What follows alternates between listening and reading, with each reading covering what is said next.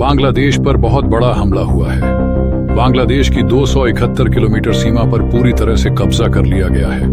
यहाँ तक कि दावे किए जा रहे हैं कि बांग्लादेश के टेकनाफ शहर पर भी कब्जा कर लिया गया है। बांग्लादेश भारत को धमकी देने में व्यस्त था, लेकिन म्यांमार के एक विद्रोही संगठन ने बांग्लादेश की सीमा पर ही कब्जा कर लिया है। ये विद्रोही संगठन बांग्लादेश पर जबरदस्त हमले कर रहा है।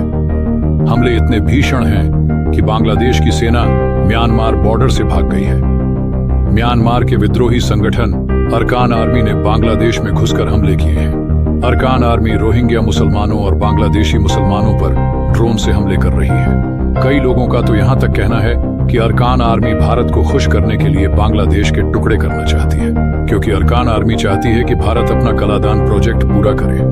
अब इस दावे में कितनी सच्चाई है, उस पर चर्चा करेंगे, लेकिन पहले आपको दिखाएंगे कि कलादान प्रोजेक्ट क्या है, अराकान आर्मी क्या है और अराकान आर्मी बांग्लादेश की सीमा पर कब्जा करके क्यों बैठ गई है। दरअसल बांग्लादेश दो देशों के साथ बॉर्डर शेयर करता है। बांग्लादेश के 3 तरफ भारत है तो एक तरफ म्यांमार। म्यांमार का रखाई इलाका बांग्लादेश से लगता है।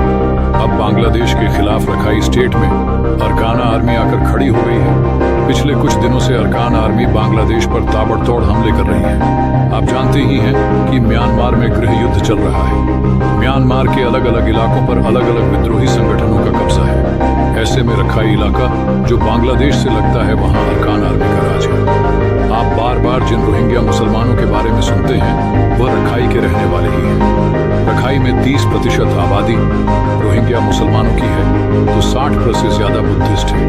रखाई इलाका हमेशा से ही बुद्धिस्ट लोगों का रहा है, लेकिन इस इलाके में रोहिंग्या मुसलमानों ने बुद्धिस्ट लोगों को मारना शुरू कर दिया। इसी का बदला लेने के लिए रखाई के बुद्धिस्ट लोगों ने 2009 में अरकान आर्मी की स्थापना की। अभी तक तो अरकान आर्मी सिर्फ रोहिंग्याओं से ही जंग लड़ रही थी, लेकिन जब से बांग्लादेश में मोहम्मद यूनुस की सरकार आई है, तब से अरकान आर्मी ने बांग्लादेश पर भी हमले शुरू कर दिए हैं। अरकान आर्मी का मानना है कि बांग्लादेश में मोहम्मद यूनुस की सरकार आने की वजह से रोहिंग्या मजबूत हो सकते हैं। इसी को रोकने के लिए अरकान आर्मी ने बांग्लादेश और म्यांमार की 271 किलोमीटर सीमा पर कब्जा कर लिया है।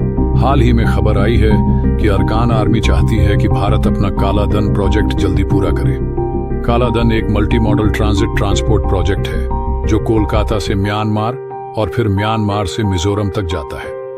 इस प्रोजेक्ट में समुद्र, नदी और जमीन तीनों रास्ते शामिल हैं।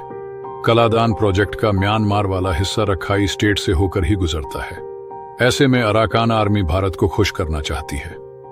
वह चाहती है कि भारत जल्द से जल्द इस प्रोजेक्ट का काम पूरा करे।